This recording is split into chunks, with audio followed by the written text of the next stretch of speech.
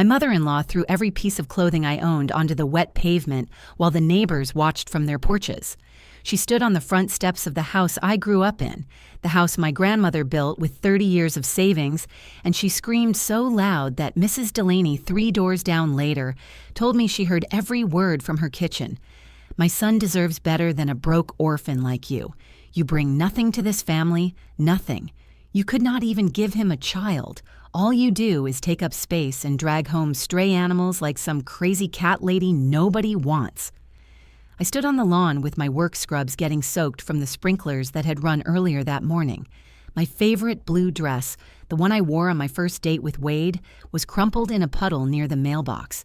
My underwear was scattered across the grass for anyone driving by to see.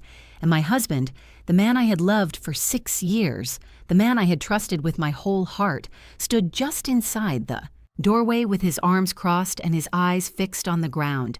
He did not tell his mother to stop. He did not come outside to help me. He did not say a single word. What none of them knew, not Wade, not his mother Patrice, not the neighbors pretending they were just getting their mail, was that I owned every single brick of that house. My name was on the deed. My grandmother left it to me before she died, and I had never told a soul except my co-worker Lorraine. I had let Wade believe we were renting because I wanted him to love me for who I was, not for what I had. But here is the part that would have made Patrice choke on her own words if she had known. 3 days before she threw my clothes on that lawn, I had walked into a courthouse downtown and filed eviction papers against her. A judge had already signed them. The sheriff had already been assigned to deliver them. And in exactly 18 days, the woman screaming at me about being worthless was going to find out that she had been living under my roof this entire time, eating food from my refrigerator, sleeping in my guest room, and treating me like dirt in a house that belonged to me and me alone. She kept yelling that morning. She called me pathetic. She said I should have been grateful that her son even looked twice at someone like me. She told me that orphans always end up alone because nobody wants damaged goods. I did not yell back. I did not cry. I did not give her the satisfaction of seeing me break. Instead, I walked across that wet lawn and I picked up every single piece of clothing she had thrown. I folded each item carefully, the way my grandmother taught me when I was 8 years old and learning how to do laundry in this very house. I stacked everything in a neat pile, carried it to my car, placed it in the trunk, and drove away without looking back. Patrice probably thought she had won. She probably went back inside and told Wade that she had finally put me in my place. She probably poured herself a cup of coffee and sat down at my kitchen table feeling satisfied with herself. She had no idea that in less than 3 weeks, a sheriff's deputy would knock on that same front door and hand her papers that would turn her whole world upside down. My name is Corinne Bellamy. I am 34 years old. I work as a veterinary technician at a small animal clinic on the east side of town, where I spend my days caring for sick pets and comforting their worried owners. I am quiet by nature. I do not like conflict. I have spent most of my life trying to avoid being a burden to anyone, but I am also the granddaughter of Ida Mosley, a woman who worked as a seamstress for 3 decades to pay off a house that everyone told her she could not afford. She raised me after my parents died in a car accident when I was 19. She taught me that strength does not always look like fighting. Sometimes strength looks like patience. Sometimes it looks like waiting for the right moment, and sometimes it looks like a woman calmly folding her clothes on a wet lawn while her mother-in-law screams insults and the whole neighborhood watches. Patrice Bellamy is 61 years old. She spent 28 years working as an office administrator for a heating and cooling company before she retired. She has a sharp tongue and an opinion about everything, especially about women she considers beneath her son. When her own marriage fell apart 3 years ago after her husband left her for a coworker, she showed up at our door with 2 suitcases and announced she would be staying for a little while until she got back on her feet. That little while turned into 3 years, and in those 3 years, she made it her personal mission to remind me every single day that I was not good enough for her son. Wade is 36. He works as a warehouse supervisor for a distribution company about 40 minutes from our house. When I met him, he was kind and patient and seemed like the sort of man who would never let anyone hurt the woman he loved. He brought me flowers on random Tuesdays. He remembered my coffee order. He held my hand at my grandmother's funeral and told me he would always be there for me. I do not know exactly when he changed, or if maybe he was always this way and I just did not want to see it. But somewhere along the line, Wade stopped being my partner and started being his mother's son. Every time Patrice criticized me, he made excuses for her. Every time I tried to set a boundary, he accused me of being difficult. Every time I needed him to stand up for me, he chose the path of least resistance, which always meant choosing her. The morning she threw my clothes on the lawn, I realized something that I had been avoiding for a long time. Wade was never going to choose me. He was never going to defend me. He was never going to be the husband I needed him to be. And if I kept waiting for him to change, I was going to spend the rest of my life being humiliated by a woman who hated me for no reason other than the fact that I existed. So I made a decision. I stopped waiting. What Patrice did not understand, what Wade did not understand, what nobody in that neighborhood watching from their porches understood, was that I had been preparing for this moment for 3 years. Not consciously at first. In the beginning, it was just a feeling, a quiet voice in the back of my mind telling me that something was wrong and that I needed to protect myself. I started keeping records, dates and times when Patrice said something cruel, incidents when Wade failed to defend me. I saved text messages. I made notes in a journal I kept hidden in my car. I was not sure what I would ever do with any of it, but my grandmother always said that a woman should keep her own counsel and never let anyone know everything she knows. And then one day, about 6 months before the clothes ended up on the lawn, I finally told someone the truth. Hers name is Lorraine Hutchins, and she is 58 years old with silver hair she refuses to dye, and a way of speaking that makes you feel like she has seen everything and survived it all. She works the front desk at the veterinary clinic, and over the years she has become the closest thing I have to family since my grandmother passed. I told her about the house, I told her about Wade, I told her about Patrice, and I told her that I did not know what to do. Lorraine looked at me for a long moment, and then she said something I will never forget. "Corinne, you have been playing defense your entire life. Maybe it is time to start playing offense." I did not understand what she meant at first, but standing on that lawn with my wet clothes in my arms and my husband's silence ringing in my ears, I finally understood. I had spent my whole life being careful, being quiet, being good. I had hidden what I owned because I did not want to be wanted for the wrong reasons. I had tolerated disrespect because I did not want to cause problems. I had shrunk myself down to almost nothing because I thought that was what love required. But Patrice was right about one thing that morning, even though she did not mean it the way I took it. I was an orphan. I had lost everyone who ever loved me unconditionally. My parents were gone. My grandmother was gone. And in that moment, standing alone on a lawn that belonged to me while my husband watched his mother tear me apart, I realized that I had nothing left to lose. That is a dangerous thing to realize about yourself. It is also the most freeing thing in the world. Patrice Bellamy thought she was dealing with a woman who had no power. She thought I was some broke, pathetic orphan she could bully into disappearing from her son's life. She thought if she just made things uncomfortable enough, I would pack up and leave, and she could have Wade all to herself. She had no idea who she was dealing with. She had no idea that the papers were already filed, that the clock was already ticking, that every cruel word she screamed that morning was just adding fuel to a fire she did not even know was burning. 18 days later, she would find out. And by then, it would be far too late for apologies. I need to take you back 6 years before that morning on the lawn, back to when I still believed that love could fix anything and that the right person would make all the loneliness disappear. I was 28 years old and still raw from losing my grandmother. Ida Mosley had been gone for only 8 months when I met Wade, and I was walking through life like someone who had forgotten how to breathe properly. I went to work at the animal clinic. I came home to an empty house that still smelled like her lavender lotion. I ate dinner alone at the kitchen table where she used to sit across from me and ask about my day. The silence was so heavy some nights that I would turn on the television just to hear another human voice. My parents died when I was 19. A drunk driver crossed the center line on Route 34 and hit them head on. They were coming home from their anniversary dinner. I was at my grandmother's house that night studying for a college exam when the police knocked on the door. I never went back to college after that. I moved in with my grandmother permanently, and she became my whole world. When she died of a heart attack 5 years ago, I thought the grief would swallow me whole. She was the last person on earth who loved me without conditions, who knew me before I learned to hide myself, who remembered my parents and could tell me stories about them when I needed to hear their voices again. The house she left me was the only thing that kept me anchored. I could not sell it. I could not leave it. So I stayed, alone in 3 bedrooms and a kitchen that felt too big for one person.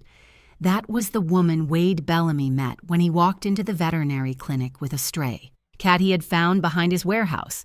He was tall and soft-spoken, with kind eyes that crinkled at the corners when he smiled. He held that dirty, frightened cat so gently, talking to it in a low voice the whole time I examined it. Most men who came into the clinic were impatient, checking their phones, asking how long things would take. Wade just sat there stroking the cat's matted fur and asking me questions about my job, about how I got into veterinary work, about whether I had any pets of my own. I told him about the stray dog I had adopted 2 years earlier, a one-eyed beagle named Sergeant who had been hit by a car and left on the side of the road. Wade listened like what I was saying actually mattered. When he left that day, he asked if he could take me to coffee sometime. I said yes before I could overthink it. Those first 2 years of our relationship were everything I thought I would never have. Wade was patient with my grief. He did not push me to talk about my parents or my grandmother before I was ready. He came over for dinner and helped me fix the leaky faucet in the bathroom that I had been ignoring for months. He held me when I cried on the anniversary of my mother's death. He made me feel like maybe I was not destined to be alone forever. When he proposed on a quiet Tuesday evening in my grandmother's garden, I said yes with my whole heart. We got married at the courthouse 3 months later. Neither of us wanted a big wedding. Wade said his family was small, just his mother, and he did not need anyone else there besides me. I had no family left to invite anyway. We exchanged vows in front of a judge and 2 strangers we pulled in as witnesses, and I thought it was the most perfect day of my life. I made a decision on our wedding night that I would later come to regret. I decided not to tell Wade about the house. It was not that I wanted to deceive him. It was that I had seen what money did to people. When my grandmother was dying, distant cousins I had never met suddenly started calling to check on her. An uncle who had not spoken to her in 15 years showed up at the hospital asking about her will. I watched people circle her like vultures, and I swore I would never let that happen to me. I wanted Wade to love me for who I was, just Corinne, the quiet veterinary technician with the sad eyes and the one-eyed beagle. Not Corinne, the homeowner, not Corinne with the inheritance, just me. So I let him believe we were renting. I set up a separate account where he deposited his share of the household expenses each month, and I used that money for groceries and utilities. He never asked to see a lease. He never questioned why the landlord never came around. He simply accepted what I told him, and I convinced myself that I was protecting our love by keeping this one secret. For 3 years, it worked. Wade and I built a quiet life together in my grandmother's house. He never knew he was living under a roof that belonged entirely to me. Then his mother arrived, and everything began to fall apart. Patrice Bellamy showed up on a Sunday afternoon with 2 suitcases and a tight smile that never reached her eyes. Wade had called me that morning to say his mother needed a place to stay for a few weeks. Her husband of 32 years had left her for a younger woman from his office, and she was too embarrassed to stay in their apartment, where all the neighbors knew what happened. I said yes because that is what good wives do. I said yes because I understood what it felt like to lose everything familiar. I said yes because I wanted Wade to see that I could be generous and welcoming to his family. That yes became the biggest mistake of my marriage. From the very first day, Patrice made it clear that she did not approve of me. She walked through the house inspecting everything like a health inspector looking for violations. She ran her finger along the top of the bookshelf and showed me the dust. She opened the refrigerator and asked why I did not have more fresh vegetables. She looked at the framed photo of my grandmother on the mantel and asked who that old woman was. When I told her it was my grandmother who had passed away, she simply nodded and said nothing. No condolences, no kind words, just that thin-lipped expression that I would come to know so well over the next 3 years. The first few months were tolerable. Patrice kept mostly to herself, spending hours in the guest room talking on the phone with her sister or watching television. But as the weeks turned into months and the months turned into a year, she began to spread through the house like a slow-moving stain. She rearranged my kitchen cabinets without asking, moving everything to places that made no sense to me. When I mentioned it to Wade, he shrugged and said she was just trying to help. She started cooking dinner before I got home from work, then acting offended when I did not eat enough of her food. She criticized the way I loaded the dishwasher, the way I folded towels, the way I organized the pantry. Nothing I did was ever right. But the comments about me personally were the worst. She would make little remarks that sounded almost innocent if you were not paying attention. Things like asking Wade if he ever thought about what his children would look like, then glancing at me with disappointment, or mentioning how her friend's daughter-in-law had just gotten promoted to a management position, then looking at me in my work scrubs like I was something to be pitied, or telling stories about Wade's ex-girlfriends, describing how pretty they were, how successful, how much better suited to him than some people she could name. Wade never noticed, or maybe he noticed and just did not care.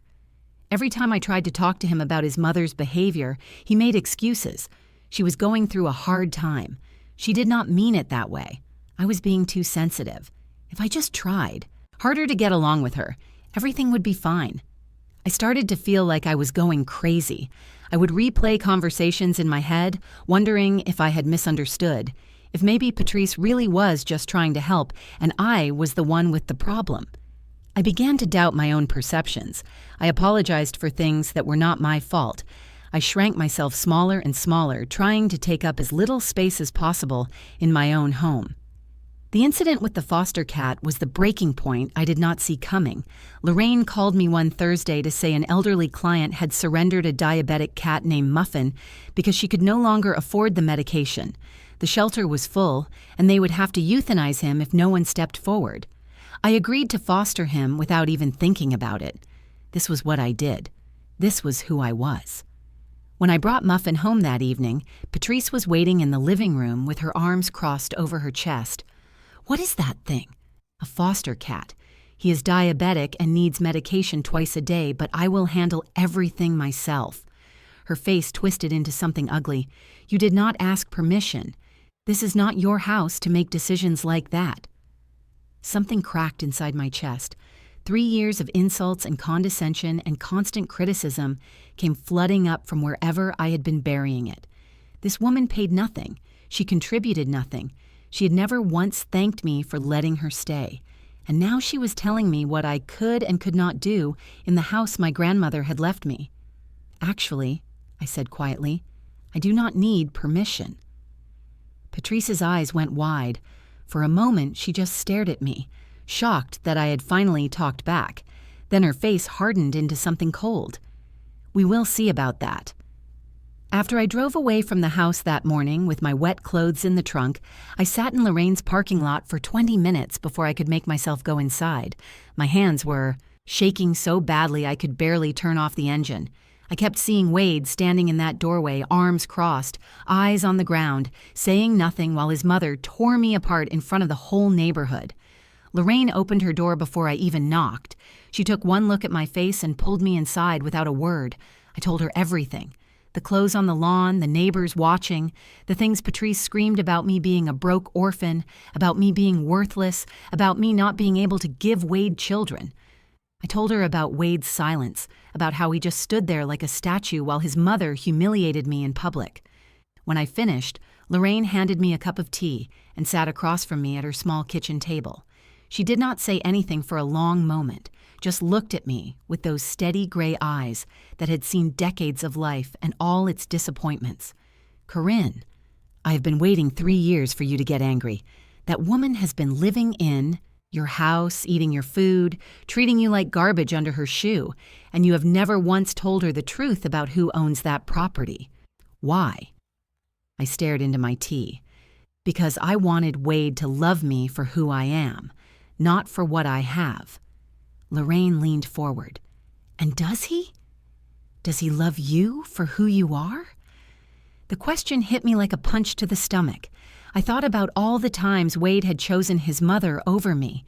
All the times he had dismissed my feelings and made excuses for her cruelty. All the times I had needed him to stand beside me, and he had stepped back into the shadows instead. "No," I whispered, "he does not." Lorraine nodded slowly. "Then what are you going to do about it?" That night, I did not go home. I stayed on Lorraine's couch and stared at the ceiling until 3 in the morning, turning the question over and over in my mind. What was I going to do? I had spent my whole life being patient, being quiet, being the person who kept the peace at any cost. I had watched my grandmother work herself to the bone for 30 years to pay off a house that everyone told her she could not afford. She never complained. She never fought. She just put her head down and endured. But endurance had not saved me. Patience had not made Wade love me the way I needed to be loved. Silence had not earned me Patrice's respect. All my quiet strength had accomplished was teaching everyone around me that they could treat me however they wanted, and I would simply take it.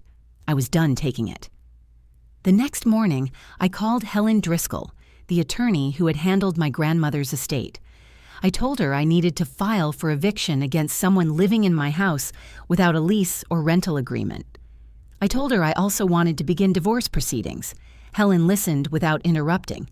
When I finished, she asked me a few questions about the situation and then explained my options.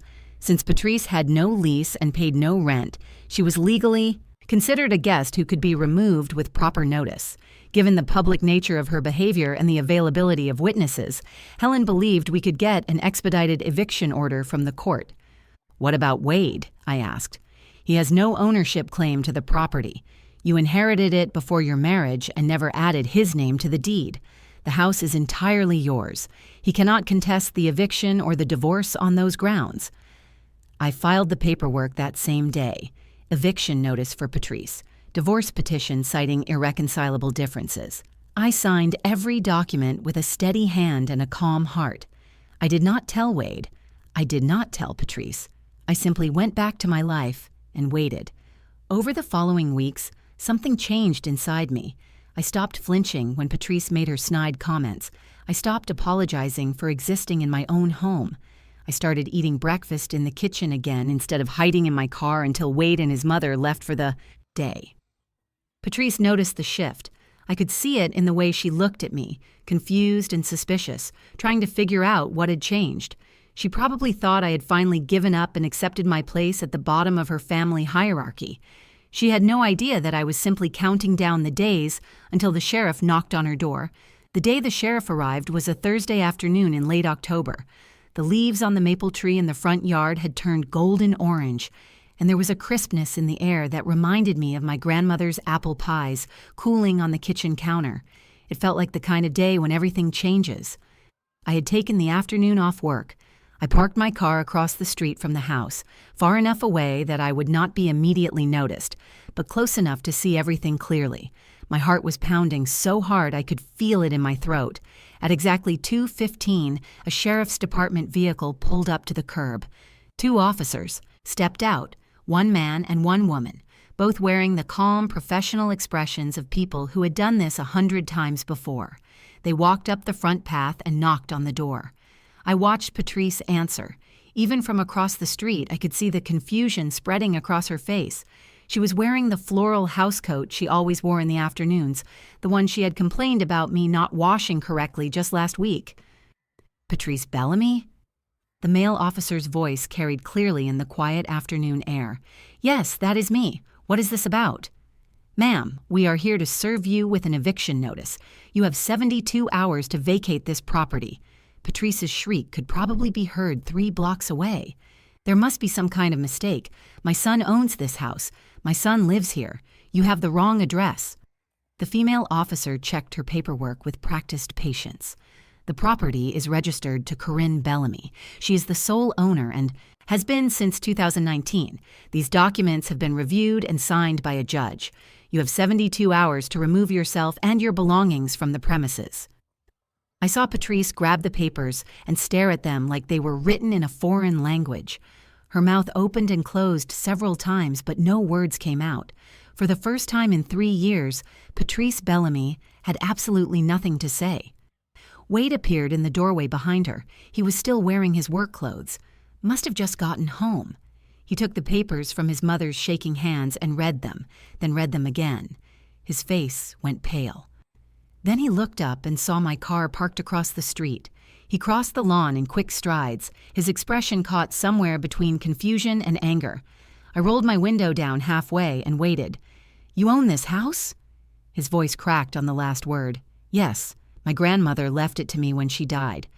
"Why did you never tell me?" I looked at him, really, looked at him, at this man I had loved for 6 years and trusted with my whole heart. "Because I wanted you to love me for who I am, not for what I have. I wanted to know that you chose me because you wanted me, not because I came with a house attached." Wade ran his hand through his hair, a gesture I used to find endearing. Now it just looked like the nervous habit of a man who had been caught in something he could not talk his way out of. "This is insane, Corinne. You cannot just throw my mother out on the street." "She threw my clothes on the street. She screamed that I was a worthless orphan in front of the entire neighborhood, and you stood there and watched. You did not say one single word to defend me. She is my mother, and I was your wife." Patrice came storming across the lawn, her face twisted with rage. "You scheming, lying little orphan.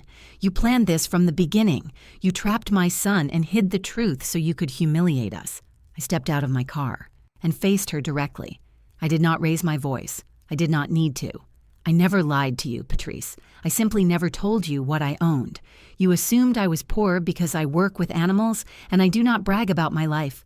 That assumption was yours, not mine. I gave you 3 years to treat me with basic human decency. You chose cruelty every single day, so now you can leave the same way you threw out my clothes, with the neighbors watching." Several people had gathered on their porches. Mrs. Delaney was openly smiling. I reached into my car and handed Wade an envelope. "Those are divorce papers. You had 6 years to choose me. You never did." Wade stared at the envelope like it might bite him. For once in his life, he had no excuses left to offer. Patrice was gone within 72 hours, just like the court order demanded. She packed her 2 suitcases and called her sister in Pennsylvania, the same sister she had spent 3 years complaining about on the phone. I watched from the kitchen window as Wade loaded her bags into his truck. She did not look back at the house. She did not say goodbye. She just climbed into the passenger seat and stared straight ahead like a woman who still could not believe what had happened to her. Wade moved into a motel off the highway while the divorce was processed. He tried calling me a few times in the beginning, leaving voicemails about how we could work things out, how he would go to counseling, how he would set boundaries with his mother if I just gave him another chance. I never called him back. Some doors, once closed, need to stay closed. The divorce was finalized 4 months later. Wade did not contest anything. He could not. The house was mine before we ever met, and I had never added his name to any of my accounts or the deed. He walked away with his truck, his clothes, and whatever savings he had managed to accumulate over the years.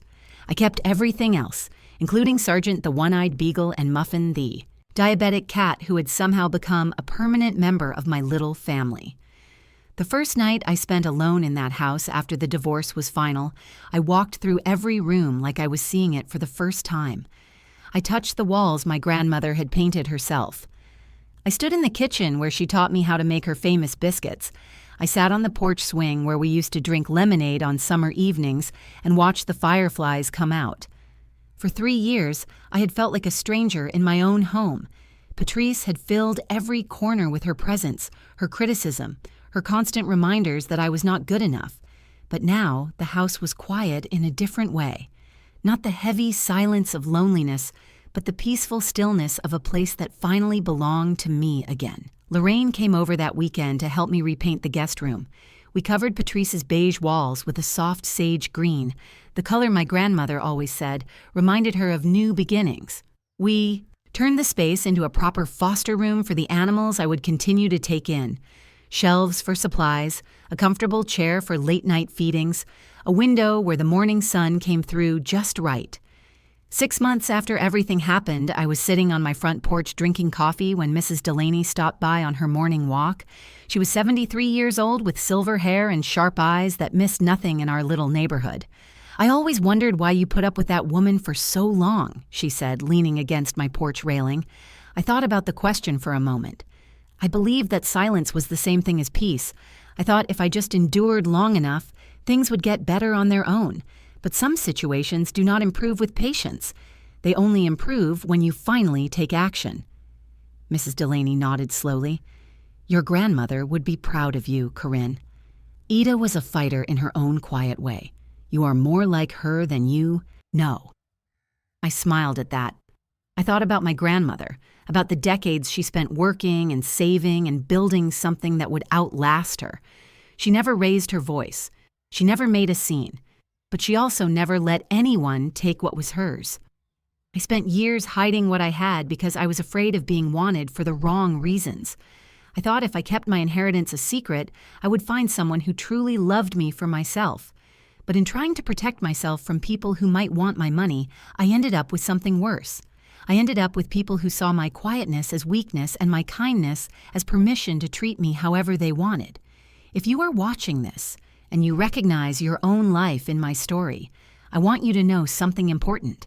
You are allowed to take up space. You are allowed to defend yourself. You are allowed to show people the door when they refuse to treat you with dignity.